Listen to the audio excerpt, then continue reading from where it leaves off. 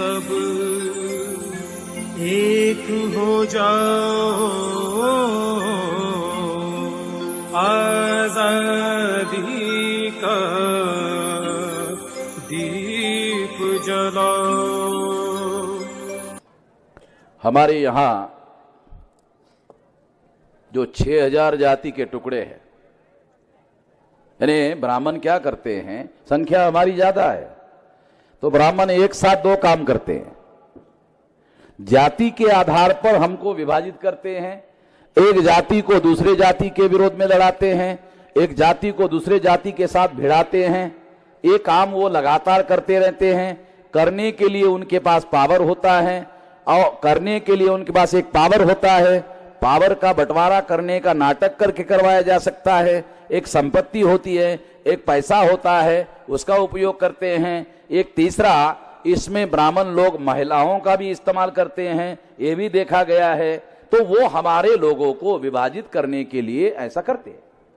पहली बात तो ये, ब्राह्मण हमारे लोगों को जाति के आधार पर विभाजित करते हैं और विभाजित करके लड़ाई लगाते हैं, फिर उसका इस्तेमाल करते हैं। एक बात। दूसरा, जिन लोगों को वो जाति के आधार पर विभाजित करते हैं, उन्हीं लोगों को धर्म के आधार पर इकट्ठा करते हैं। बहुत माइक्रो लेवल की बात है, इसको समझना बहुत ज्यादा जरूरी है।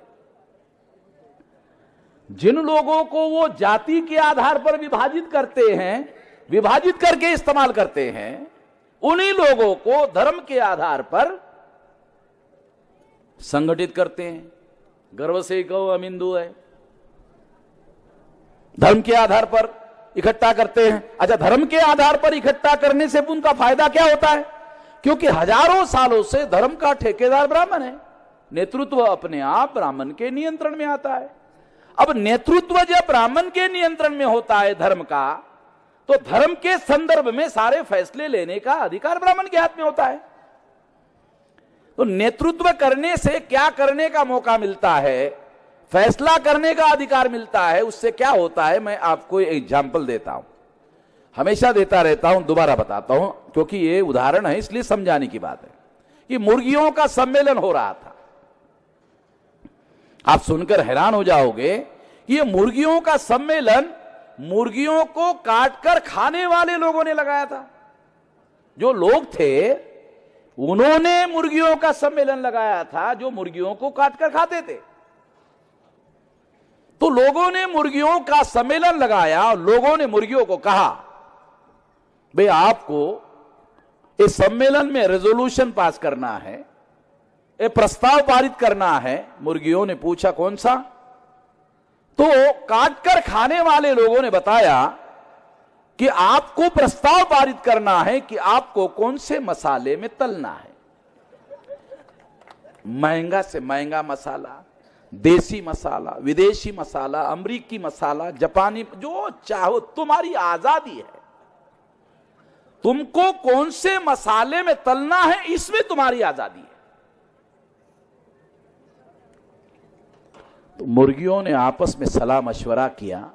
एक दो मुर्गियां होशियार थी, होती ही रहती है, कहीं जगह होता है, एक दो लोग रहते हैं। तो एक मुर्गी ने दूसरे मुर्गी को कहा, इसका मतलब है काटना तय है।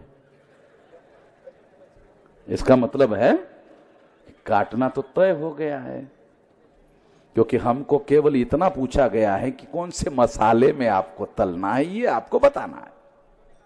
इसका मतलब काटने का तो फैसला हो गया है, काटना तय है। तो दूसरे ने कहा फिर क्या किया जाए? तो कहा एक डेलीगेशन बनाना होगा। तो 10-11 मुर्गियों ने डेलीगेशन तैयार किया और काटकर खाने वाले लोगों के पास डेलीगेशन लेकर गए। तो काटकर खाने वाले लोगों ने पूछा क्या बात है, प्रस्ताव पारित हो गया क्या? कहा कि नहीं। तो क्या हुआ? नहीं, हम ये प्रस्ताव लेकर आए हैं कि ऐसा नहीं हो सकता कि हमको काटा ही ना जाए। ऐसा नहीं हो सकता कि हमको काटा ही ना जाए। तो काटकर खाने वाले लोगों ने बताया ये तो फैसला कब का हो चुका है, पहले हो चुका है। काटने का फैसला पहले हो चुका है। केवल कौन से मसाले में तलना है इतना केवल बाकी। जब ब्राह्मण को फैसला करने का अधिकार रहेगा तो काटने का फैसला तो पहले हो जाएगा। तो इसलिए जाति के आधार पर जब वो लड़ाते हैं तो इस्तेमाल करते हैं, जिनको लड़ाते हैं उनको ही धर्म के नाम पर इकट्ठा करते हैं।